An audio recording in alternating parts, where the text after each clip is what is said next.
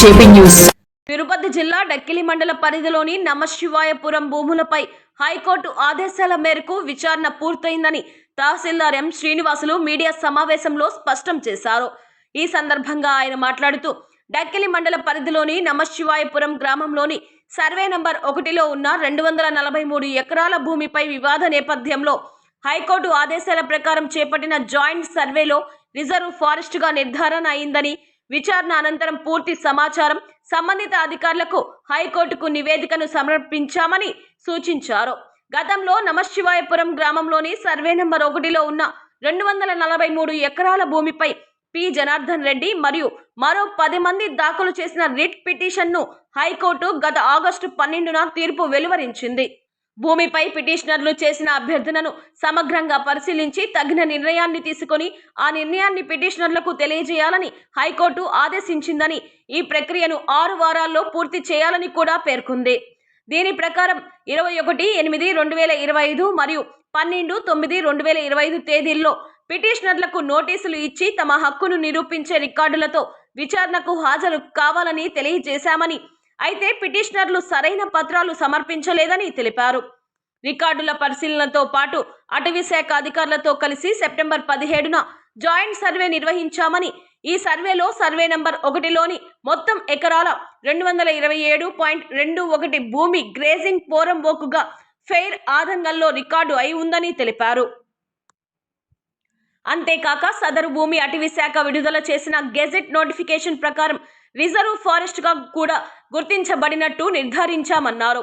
Court ఆదేశాల ప్రకారం తయారైన పూర్తి నివేదికను గౌరవ హైకోర్టు ముందుంచేందుకు జిల్లా అధికారులకు పంపడం జరిగిందని, కానీ కొంతమంది పత్రికా సోదరులు ఇవేమీ తెలుసుకోకుండా తమకు తోచిన విధంగా పత్రికల్లో వార్తలు ప్రచురించి ప్రజలను తప్పుదోవ పట్టించడం సరికాదని, అసత్యాలు ప్రచురించి ప్రజలను తప్పుదోవ పట్టించవద్దని, ఆధారాలు లేకుండా ఊహాజనకంగా కథనాలు రాస్తే లీగల్ గా చర్యలు తీసుకోవడం జరుగుతుందని తెలిపారు.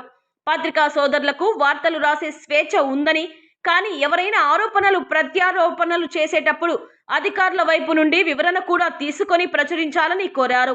అలాగే సమస్య ఏవీఆర్ఓ పరిధిలోకి వస్తుందో తెలుసుకోవాలని, అలా కాకుండా కక్షపూరితంగా వీఆర్ఓపై సమస్యను తీర్దావద్దని తెలియజేశారు.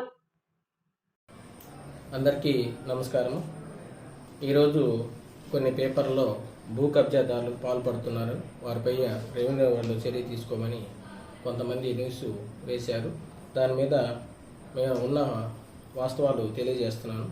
ఇది గతంలో ఏప్రిల్ నెలలో రిట్ పిటిషన్ 3098/2025న పి జనార్దన్ రెడ్డి మరియు 10 మంది కలిసి ఒక రిట్ పిటిషన్ హైకోర్టులో వేయడం జరిగింది. దానికి మేము కౌంటర్ కూడా వేసాము.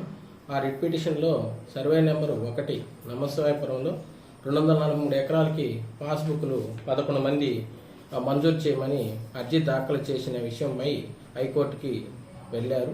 అక్కడ వెళ్ళినప్పుడు హైకోర్టు ఆ యొక్క అర్జీని పరిశీలించి ఆ యొక్క 6 వారాల్లో నివేదిక ఇవ్వమని కేసు క్లోజ్ చేస్తూ ఉన్నత న్యాయస్థానం ఉత్తర్వులు ఇవ్వడం అనేది.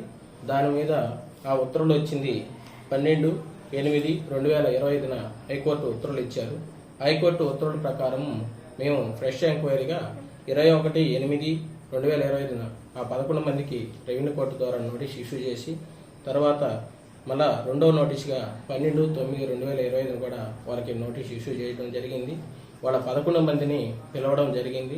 11 మందికి సంబంధించి 243 ఎకరాలకు సంబంధించి డాక్యుమెంట్లు అడగడం జరిగింది.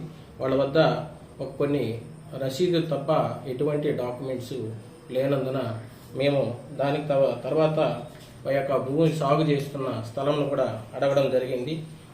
దాని మీద మన యొక్క ఫారెస్ట్ డిపార్ట్మెంట్ వారిని డిప్యూటీ రేంజ్ ఆఫీసర్కి లేఖ పంపి జాయింట్ సర్వే 17/9/2025 సెప్టెంబర్ 17వ తేదీన ఆ యొక్క ఫారెస్ట్ డిపార్ట్మెంట్ వారు మరియు మా యొక్క సర్వే సిబ్బంది మరియు రెవెన్యూ కలిసి జాయింట్ సర్వే నిర్వహించడం అనేది.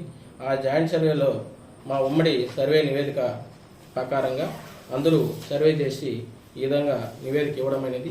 ఆ survey number 1 station number 69 Alturpadu మోపు రిజర్వాయర్ ఫారెస్ట్ లోపల నమశివాయ పరిధి ఉన్నదని, సర్వే నెంబర్ 1 పూర్తిగా రిజర్వ్ ఫారెస్ట్లో ఉన్నదని ఈ సర్వే నివేదికలో తేల్చడం జరిగింది.